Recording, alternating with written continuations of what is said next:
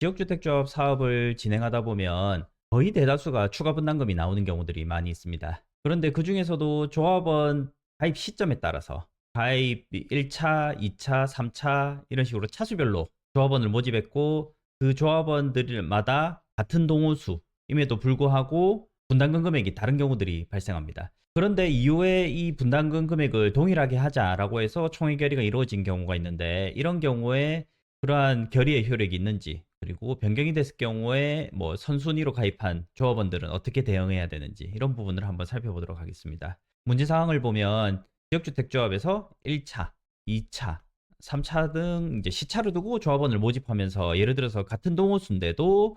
처음에는 뭐 5억이었다가 뒤에는 5억 5천에 모집을 하고 그리고 또 이후에는 6억에 모집하는 이런 경우들이 있습니다. 이것은 뭐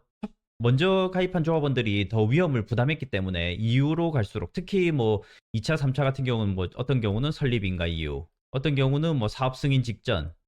뭐 이런 경우에 있어서 그만큼 그 사이 기간 동안 우리는 제일 처음부터 했고 이후에 가입했으니까 그만큼 우리는 위험을 떠안았으니까 더 금액을 적게 하고 그 이후에 많이 해도 된다라고 해서 이렇게 책정을 했고 이 부분에 있어서도 뒤에 가입한 조합원들이 동의를 해서 가입한 부분들이 있습니다. 그런데 그 이후에 뒤에 1, 2차 조합원들이 더 많을 경우에는 관계가 없는데 3차 조합원들이 또 다수가 가입을 해서 만약에 변경을 전체 다 상관없이 전체가 다 8억이다. 같은 동호수에 대해서는 8억에 대해서 8억으로 바꾸는 경우에 있어서 우리는 먼저 가입을 했고 그에 따라서 금액이 더 낮아야 되는데 왜 동일하게 바꾸느냐라고 하면서 문제가 발생할 수 있어요. 그래서 이러한 분담금을 바꿨을 때 동일하게 바꿨을 때 그 효력이 있는지 그리고 뭐 최초 가입된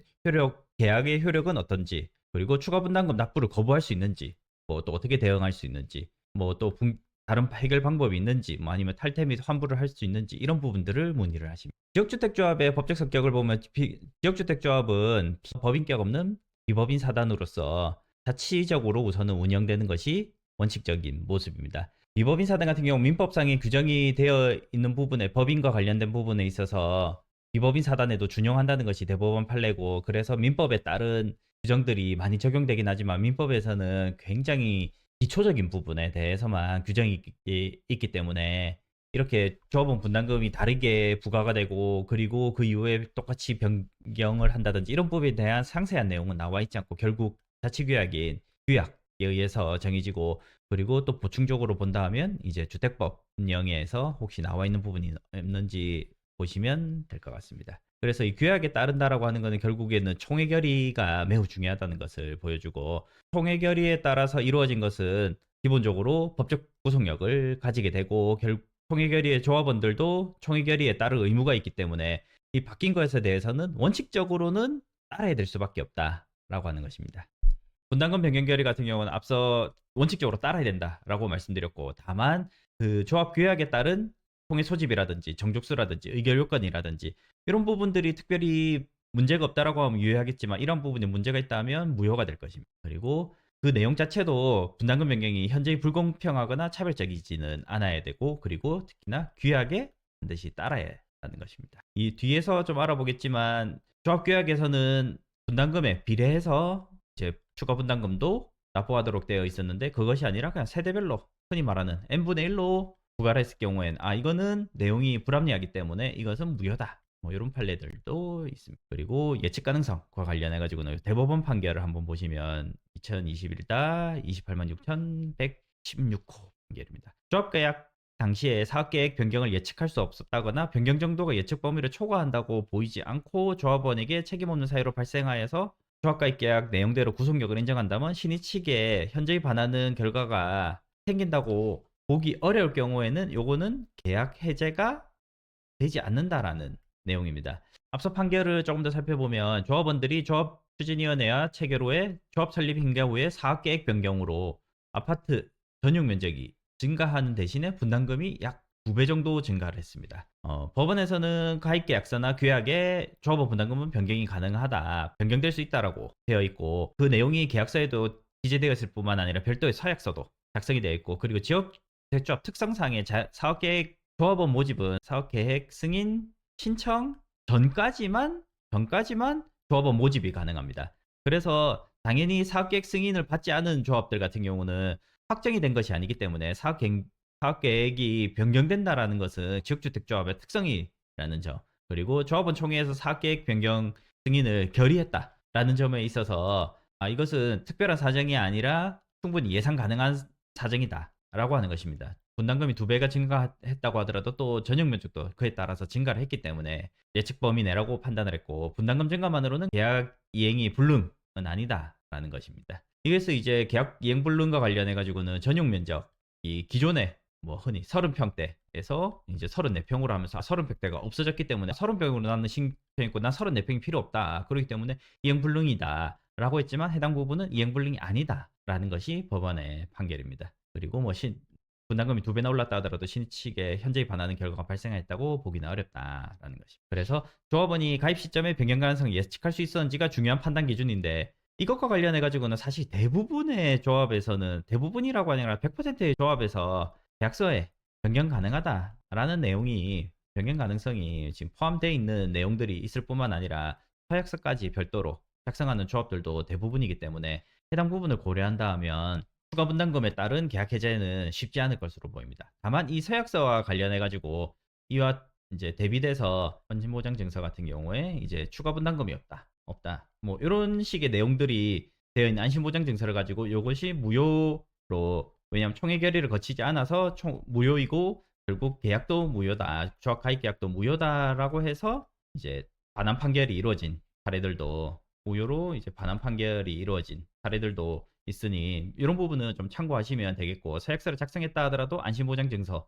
같은 경우는 별도로 청구를 해볼 여지가 있습니다. 그래서 총회 결의에서 변경 효력 같은 경우에는 기본적으로 총회 결의를 거친다라고 하면 효력이 있고, 뭐 절차적 하자라든지 불공평한 차별이라든지 예측 범위를 초과한다든지 뭐 이런 부분들이 없다라고 하면 기본적으로는 조합원 분담금이 변경이 됐을 경우에 결국에는 그 효력을 인정하게 될 수밖에 없고, 다만 이것들이 예측 범위를 크게 초과했을 경우에는 계약 해제가 가능할 것으로 생각이 되는 부분이 있습니다. 그리고 조합 가입 계약 당시에 이것은 무조건 이후에 가입하는 조합원들은 무조건 금액이 오르기 때문에 본인들이 이제 저렴하게 가입한다라는 점에 있어서 설명을 했고, 그런 부분 입증이 충분히 가능하다고 하면 이것은 뭐 기망이라든지 아니면 착오가 있는 것으로 보고 취소를 통해서 이제 분담금 반환 청구를 해볼 수 있는 부분들도 있을 것입니다. 그래서 대응 방법으로 본다면 일단은 총회 결의 무효 확인 소송을 해볼 수 있는데, 이것은 뭐 절차적인 부분에 있어서 뭐 소집 절차라든지 정족수라든지 뭐 위임장,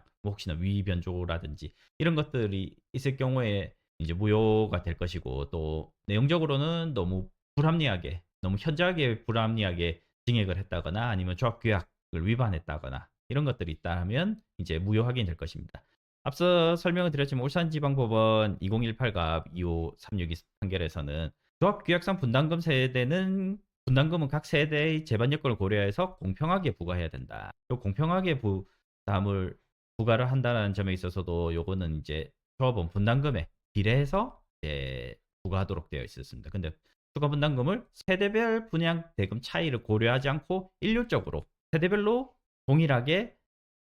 34평은 분담금에 상관없이 전부 다 세대별로 뭐 800만 원, 뭐 이런 식으로 24평은 뭐 세대별로 얼마, 이런 식으로 지금 부과를 했던 사안이고, 이 부분 같은 경우는 분담금을 고려하지 않고 공평하게 부과된 것이 아니다라고 해서 무효로 판결이 되었던 것입니다. 그래서 해당 부분을 고려한다라고 하면 기본적으로 이 추가 분담금은 세대별로 분담금의 기준 분담금에 비례해서 공평하게 부담해야 된다라고 하는 부분들을 고려를 한다라고 하면 세대별로 분양 대금을 기존 분담금을 전혀 고려하지 않고 전부 다 동일하게 맞추는 부분에 있어서도 이거는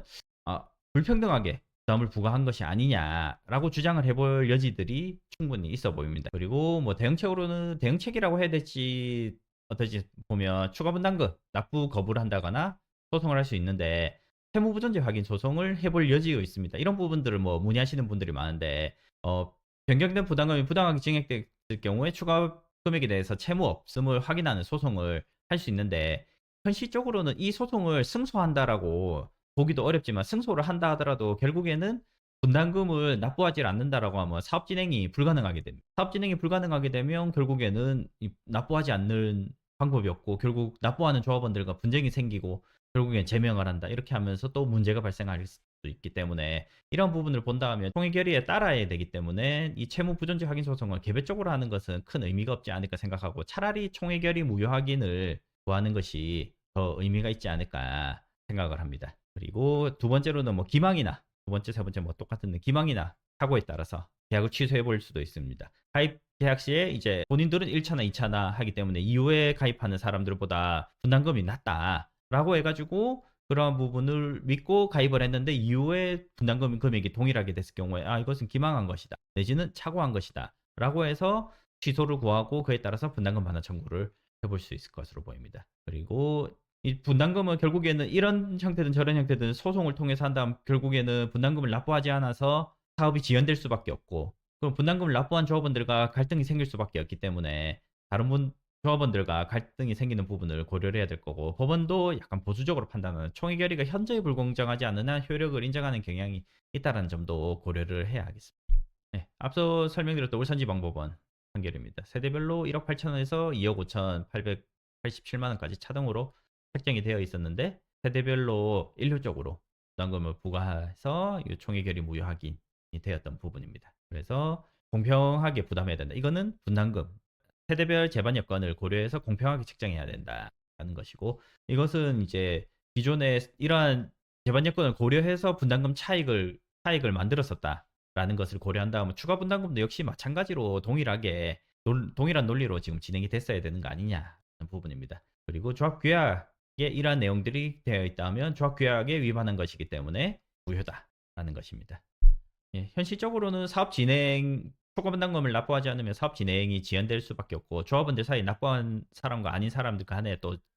갈등이 심화할 것이고 특히나 이후에 가입한 사람들이 숫자가 많다라고 하면 당연히 이후에 가입한 사람들이 더 많았기 때문에 앞서 가입한 조합원들에 대해서 분담금을 올리는 결정을 하였을 것이기 때문에 다수 조합원들이 선행 가입한 조합원들에 대해서 뭐 밀어내기 식으로 이제 탈퇴를 시킨다든지 아니면 제명을 시킨다든지 하면서 갈등이 심화할 수도 있습니다. 그리고 승소를 한다고 하더라도 결국 사업 진행을 위해서는 일정 부분 추가 분담금을 납부할 수밖에 없을 것으로 보이기 때문에 그 금액이 얼마나 줄어들지 이런 부분들을 현실적으로 고려를 해야 되고 소송 비용이라든지 사업 지연에 따른 또 부담이라든지 이런 것들을 또 고려를 하셔야 되겠습니다. 그래서 예방을 한다면 조합계약의 차등 원칙에 대해서 명문으로 두는 것이 좋을 것 같습니다. 초기 조합원들이 다수를 차지하고 있는 창립총회나 뭐 초기에 열리는 총회에서 차수별 분담금 차등 비율을 명확하게 규정해가지고 이것을 규약에 넣어두는 것입니다. 규약에 넣어둔 다음에 규약 같은 경우는 뭐 일반 안건 결의보다 강화되어서 이제 결의 요건을 요구하는 조합도 많기 때문에 이렇다라고 하면 이제 규약을 변경하는 것은 그냥 일반 안건을 결의하는 것보다는 좀 더 어려울 수 있기 때문에 조합 선행 가입 조합원들의 권리를 조금 더 지키는 데 도움이 될 수 있지 않을까 생각이 됩니다. 그리고 가입계약서의 분담금 원칙을 명시하는데 아무래도 가입계약서보다 이제 조합계약이 우선할 수밖에 없는 부분이 추가 분담금 같은 경우도 가입계약서에 나와 있기 때문에 가입계약서에 추가 분담금 금액이 안 나와 있으니까 나는 추가 분담금 결의했다 하더라도 난 가입계약서 무조건 따를 테니까 난 가입계약서 금액만 내겠다라고 하면 결국 사업도 진행이 안 되고 법원에서도 이 추가 분담금은 조합계약에 따라서 분담을 하겠다라고 결의를 하게 되면 효력이 있다라고 보는 것이 원칙적인 입장이기 때문에 가입계약서에 분담금 원칙을 명시해 두는 것은 도움은 되겠지만 이것이 확정적인 효력이 있는 것은 또 아니라고 생각이 됩니다. 그래서 차수별 차등 분담금 비율을 규약에 명시하는 것이 가장 효과적이라고 생각이 됩니다. 다만 이 규약 같은 경우도 강화된 결의를 포함을 한다고 하더라도 이 숫자를 넘어서서 규약 자체도 다시 변경을 할 수도 있기 때문에 가입한 조합원들의 입장에서는 효과적이라는 것이 그것이 본인들의 권리를 무조건적으로 확보할 수 있는 수단은 또 아닐 수 있다라는 점도 유의를 하시면 좋을 것 같습니다. 여기까지 설명드렸습니다. 다음에 또 찾아뵙겠습니다.